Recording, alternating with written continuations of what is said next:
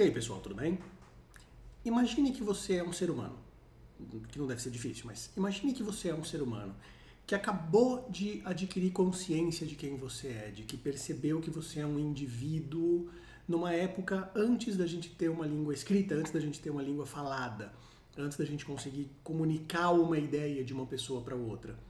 Numa época onde você tinha gestos e grunhidos e formas de se comunicar, mas nada tão complexo como a gente conhece hoje como linguagem.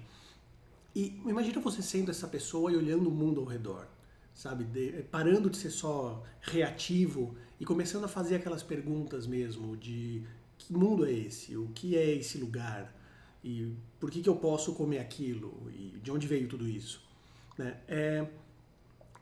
É muito simples você olhar para o mundo dessa forma e entender o nosso lugar nesse mundo. Né? Aqui está a banana, eu gosto, aqui está a maçã, eu gosto, aqui está a cara do leão, eu não gosto. E é isso. E se você quiser ir para lá, você vai. Se você quiser ir para outro lugar ou voltar, você vai também. Não existe muito limite do que você possa fazer, a não ser o óbvio. Você não vai para o fundo do mar, você não vai conseguir atravessar o oceano a nado. Você toma cuidado quando está pegando fogo, mas normalmente o mundo ao redor, ele foi feito pra gente. Né? Esse mundo aqui, onde a gente pode comer quase tudo que é vivo nele, foi feito pra gente. Só que o tempo passou e hoje a gente tem uma outra percepção, a gente consegue enxergar muito mais longe. E o que a gente vê quando olha do céu para fora é que a grande maior parte do universo nos mataria das formas mais horrendas instantaneamente. Esse universo não foi feito pra gente nesse sentido, né? Não como o mundo ao redor parece que foi. Então, fica aquela sensação, mesmo que nós tenhamos alguma religião, mesmo que nós não paremos para pensar nisso, mas a nossa mente racional consegue enxergar que existe uma imensidão gigantesca de universo e que a história do universo não gira em torno do nosso umbigo. A gente é um fragmentinho disso. A maioria das pessoas tem uma certa dificuldade em entender a diferença entre 1 milhão e 1 bilhão, por exemplo. Né? E quando a gente está falando de unidades astronômicas, 1 bilhão de metros é absolutamente nada.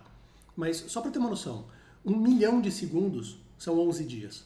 1 bilhão de segundos são 31 anos. Né? E quando nós estamos falando de bilhões de anos, né, de expansão e de um universo que é maior até do que a luz consegue atravessar de uma ponta a outra nesse meio tempo, é uma imensidão muito grande e até a nossa imaginação fica perdida no meio disso. E quem é a gente no meio disso?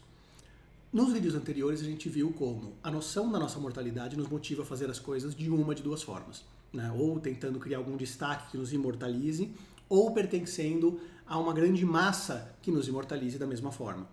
E também como é difícil conseguir fazer isso, né, num mundo onde todo mundo está tentando fazer as mesmas coisas, onde nós temos barreiras e expectativas altíssimas. E uma das formas de dar sentido dentro dessa imensidão cósmica à nossa vidinha insignificante, né, que é o niilismo existencial. Mas niilismo não é uma coisa de destruir as coisas e tal. Bom, niilismo é uma forma radical e cética de enxergar o mundo, de ver que as coisas não têm sentido intrínseco. Né? Uma vida não precisa ter um sentido, ela simplesmente é. E dentro dessa visão, a parte existencialista entra como? Nós, já que não temos nenhum sentido intrínseco, podemos dar o sentido que a gente quiser.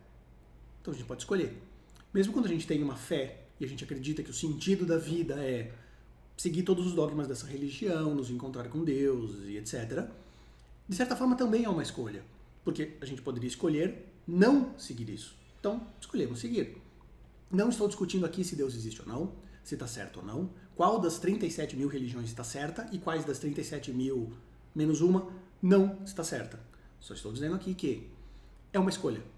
E a hora que a gente escolhe o que faz sentido para a nossa vida, lembra daquela círculo da vida lá que tinha várias áreas e tal? A hora que a gente escolhe o que faz sentido para a nossa vida é que a gente está trazendo algum significado. Então, de certa forma, é muito fácil se sentir perdido, é muito fácil acordar numa terça-feira de manhã, olhar para os lados e... o que eu estou fazendo aqui? Porque não existe um manual de instrução, não existe um formato pronto, né? Não existe um conjunto de regras Ok, existem vários conjuntos de regras, mas a gente pode escolher ignorá-los também, porque a gente não vem com nada pronto. Né? Aliás, o ser humano não vem nem sabendo andar pronto. Né? Tem que reaprender algumas coisas ali, o básico, e qual o sentido da vida? Oh, essa é uma das complicadas. Só que a gente pode escolher. Então, dentro do niilismo existencial, a gente traz para dentro da vida da gente o que a gente quer que faça sentido. E a gente constrói isso. A gente é responsável pela nossa própria felicidade. Isso é uma forma até simplória de falar, porque pô, é óbvio que a gente é responsável pela própria felicidade, mas é difícil quando você fala para alguém que está depressivo. Você já tentou não estar depressivo? Claro que já tentou, todo mundo já tentou, mas não é assim que funciona. Como você falar, você já tentou respirar embaixo d'água? Ou legal, morrer afogado. Não adianta. Então, é complicado você falar, principalmente para quem está nessa situação, dê sentido à sua vida. Porque o problema é justamente esse, ele não está conseguindo dar um sentido à vida dele. Né? De novo, voltando, seja aquele círculo, ou mesmo a pessoa que tenha escolhido as coisas que ele quer de importante para a vida dele, não estar conseguindo transformar isso em prática, ou ter tido algum arrependimento, ou ter tido algum problema que acabou quebrando o esforço que ele fez, o tempo todo despendido, né? É uma barreira real. Só que é uma barreira a ser transposta. Né? De novo, da mesma forma que não adianta só falar que sentido é algo que você traz para sua vida, não adianta também só reclamar e não tentar trazer. É uma questão de esforço. Sair do buraco é uma questão de esforço. Escalar a parede é uma questão de esforço. Toda atividade que se faz é uma questão de esforço. Toda vez que você muda a entropia de um sistema, você está botando algum esforço ali, ou tirando algum esforço de algum lugar para outro lugar, um esforço está acontecendo. E é isso que precisa ser feito. Não existe uma fórmula mágica, nem para a vida, nem para resolver problemas de depressão. Voltando à questão existencial, essa é uma visão possível, né, que a gente pode dar significado. Existe também aí o niilismo cósmico, que é que você pode tentar o quanto você quiser. Não adianta, porque qualquer significado que você dê, ele é tão pueril quanto qualquer outra coisa. Né?